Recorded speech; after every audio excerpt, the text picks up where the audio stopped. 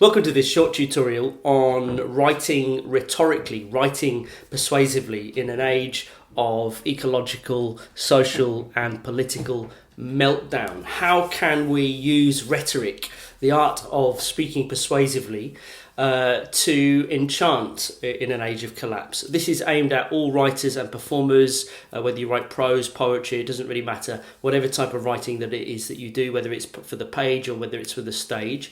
This is happening as part of the Cape Farewell Siren Poets project, and is a short extract from a longer workshop that I did called Technologies of Re-enchantment. You're going to hear me talking a lot about poetry, but this applies to all forms of writing. Okay, so what do I mean by technologies of re-enchantment? Technology, the application of knowledge for practical purposes, from ancient Greek techne, art or craft, and enchantment, a feeling of great pleasure, delight, or the state of being under a spell or magic. Now, I invite you as writers to see your craft as a form of spell casting to affect human consciousness, and this is obviously really vital in the age that we live in. How can we deploy the human voice to disturb, to charm, to enchant in the age of COVID and climate change, right? And I firmly believe that writers are part of the Earth's immune system, right? We have a very functional role to play in crafting the future. Right, so let's get started. So let's have a look at rhetoric, the art of effective or persuasive speaking or writing, especially the exploitation of figures of speech and other compositional techniques. Now, rhetoric, the art of using words persuasively, has a very long history that shares its chromosomes with literature and with poetry and with performance, right? Now, in today's world, rhetoric is kind of out of fashion. I think this is something to do with the kind of like postmodern world in which we live, where having a strong opinion, especially in the very genteel, super subtle world of literature, is considered to be bad. We've all heard of this idea of show don't tell, but sometimes if that's taken too far, we have this idea that the only thing that we're qualified to speak of as writers is our own personal journey, our own personal story, this idea of the personal is political. And what we're going to be doing in this workshop is really wading around in the mud and really playing with very public, very global forms of writing and being unashamedly persuasive, because I think this is a muscle that really doesn't get flexed enough. This is an interesting quote from Tony Hoagland in his book Real Sophistication, a fantastic book that really made me think differently about writing. We are oddly ready to become poets by getting down and dirty with the details of our private lives, but oddly unwilling to get lofty and public in our speech. Welcome to Poetry City. Hurt someone's feelings, go to jail. We give away one of poetry's most fundamental reasons for existing, the individual power to locate and assert value. Now, I would say that we need to be more rhetorical, especially if we consider our role as writers within the social movements. There's a great book by Stephen Duncombe called Dream, in which he basically says that the reason why the left is losing is because it's not being persuasive enough, it's not enchanting enough. And he looks at the tradition of people like John F. Kennedy, who really created a vision for his country, right? And the role of the poet, the role of the writer is really crucial, because the future begins in our imagination. And what Stephen Duncombe argues is that for too long, the left has relied on being right, okay? Having the scientific consensus behind us, for example, on climate change is not enough. A beautiful quote here. I still don't know who it was who said this, but it's a fantastic quote. For too long, we have assumed the truth will be its own ambassador. So beyond truth, how can we enchant? How can we beguile? Another quote here from my friend Ken Turner. The bad guys lie well while we tell the truth badly. If anybody wants to see somebody who is an absolute don at sermonic rhetorical writing, it's this man here in the bottom right, Reverend Billy. He is a pastiche comedian that does a parody of an evangelical preacher, and yet what he's doing is simultaneously really spiritually uplifting, and he does direct action, goes on the streets, does big stunts and protests, and the way he uses language is captivating, and he uses all of the rhetorical force of the evangelical church and puts it towards fighting corporations and climate criminals, etc., etc. So writing is a form of controlled dreaming. It's a guided meditation. The church knows this very well, and that's why they've convinced billions of people to turn up to their house every Sunday afternoon, right? So I think that rhetorical writing, if we take poetry as an example, has a very rich history and is actually ingrained into the very culture of the left. This is, of course, the final stanza of Shelley's Mask of Anarchy, written in 1819, I believe, after the Peterloo massacre. Rise like lions after slumber, in unvanquishable number. Shake your chains to earth like dew, which in sleep have fallen on you. Ye are many, they a few. Okay, this is really anthemic to the British left. You see here Jeremy Corbyn performing it at Glastonbury in 2017, and there's a very long history of this. Of course, this is in the 1930s when communists were fighting fascists on the streets of London. Very politically volatile time. One of the poets of the Popular Front movement, a Marxist poet called Randall Singler. Our world is life, our theme is man,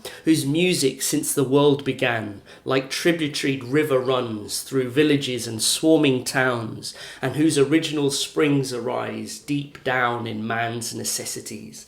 This is really elemental writing, okay? You can almost kind of see this kind of swarming tide, this trans-historical force, and he's depicting the social movement that he belongs to as an unstoppable natural force, which is going to almost kind of, in a biblical sense, is going to cleanse the new world. Now, he's a Marxist poet, right? So he's a secular poet, but he's drawing on that very ancient rhetorical religious trope of using this elemental language. Another person who's doing this, of course, was one of my favourite poets. This man here is famous I Have a Dream speech. The whirlwinds of revolt will continue to shake the foundation of our nation until the bright day of justice emerges. Look at the way that he's using natural imagery to bring to life these abstract concepts. The quicksands of racial injustice, the solid rock of brotherhood, okay, the dark, desolate valley of segregation. It's elemental, it's sermonic, and it brings all of the spiritual evocation into his writing. So this is kind of like what we're tapping into here. Here's a little exercise to get you started on this journey. What we want to create in this exercise, number one, is to create ourselves some little vignettes that we can throw into our writing. This is an absolute golden nugget here from my friend Camilla Behrens, who is an author who's writing about social movements, and she came up with this idea at the top: fierce grace. Okay, she was talking about the character of the social movements, of the activists that she's describing. And what she told me, what she wanted to create a kind of marriage of masculine and feminine language. I think it's a brilliant phrase, fierce grace. Okay, it gets all of the love and all of the indignation of protest in the times that we're living in. So here's a few other examples that I've come up with: grammar of the heart, radical empathy, riotous love. Some of these are from poems of my own. Surging possibility, rich indignation. Okay, and I invite you to. Here's a beautiful quote. Actually, another world is not only possible. She is on her way. On a quiet day, I can hear her breathing. A beautiful quote from Arundhati Roy. So this is the kind of stuff that we want to tap into here. What we're looking for is a combination of the masculine and the feminine. So by masculine, lots of people have different ideas about what that means. In this context, I'm looking for hard, projective, rational, acquisitional kind of language. And by feminine, I mean circular, empathetic, receptive. Okay, so we're looking for a marriage of hard and soft, technological and organic, if you like. Technologies of enchantment is another example of this, right? So the way to approach this, create two lists. One list of masculine words, related to the activist community or the things that you're fighting for, or the state of the world, or what needs to happen. So lots of masculine words on one side. Then create a second list of lots of feminine words, okay? And get as many as you can down. And then just start to draw lines between them and play around with different combinations and see what little vignettes you can come up with for yourself. So that's the first exercise. Once you've had a little play around with that, we'll move on to our second exercise, a free write. Okay, and with this exercise, I'm going to give you full permission to get passionate, get obsessive. I want to see you dream, right? Spaciousness, surging rapture, sensuous, energized, electrified language is what we're looking for. You know, that kind of ecstatic kind of hair on the back of your neck. Okay, don't worry about being subtle. Don't worry about linking all your metaphors together. This isn't what we're looking for, right? We're looking for a big, powerful, surging language. Really flex that muscle. Really have fun with it. If it's highfalutin, that's fine. If it sounds sermonic, that's fine, okay? Here's some sentence starters to get you started. Another world is on her way. I want to be an emergency. Ripening in the hearts of the young. Now is the time, okay? That kind of urgent language. These are just some ideas. Some of them are from poems of my own, but feel free to make up your own or just use this as a way to get started. If you get stuck, don't be stuck. Move on to another one and see if you can riff with one of those other lines. Have fun with it, play with it. See what comes out of it. So I hope you've enjoyed this workshop. For me, this is something that's very close to my heart. I've been performing at protests for many, many years. And really what I've learned is that what people want from writers at moments of great historical change is to make them feel part of something bigger than themselves. And hopefully these exercises will take you down that path. This mini workshop was made possible by Cape Farewell, who commission artists to produce stuff about climate change, the Siren Poets project, specifically funded by the Arts Council. If you want to find out about my work or see any of the stuff that I've been producing over the years around these themes, you can check out my website there. So I hope you've enjoyed this workshop. If you have, please share it, like it, pass it on to your mateys.